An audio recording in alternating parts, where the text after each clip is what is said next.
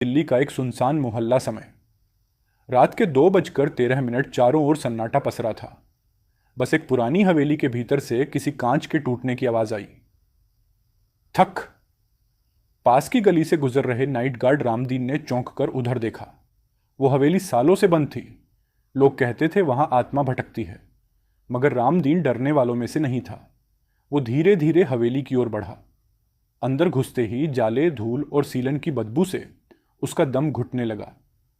उसकी टॉर्च की रोशनी दीवार पर टिकी एक पुरानी तस्वीर पर पड़ी। एक महिला की तस्वीर, आंखें इतनी गहरी कि जैसे किसी को घूर रही हो। तभी ऊपर से फिर कांच गिरने की आवाज आई। रामदीन ने कांपते हुए सीढ़ियां चढ़ी। हर कदम के साथ फर्श चरमराता रहा। पहले माले पर एक कमरा आधा खुला था। दरवाजा हिल रहा था, जैसे किसी ने अभी अभी अंदर घुसा हो। जैसे ही उसने दरवाजा खोला, एक ठंडी हवा का झोंका आया और टॉर्च की रोशनी झपकने लगी। अंदर का नज़ारा चौंकाने वाला था। कमरे में एक पुरानी ड्रेसिंग टेबल, एक टूटी खिड़की और फर्श पर फैला हुआ शीशे का कांच। मगर सबसे डरावनी चीज़ थी ड्रेसिंग टेबल के शीशे पर उभरे हुए शब्द, मैं वापस आ चुकी हूँ। रामदीन की सांसें थम गईं।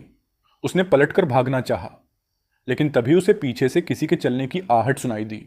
उसने धीरे से मुड़कर देखा।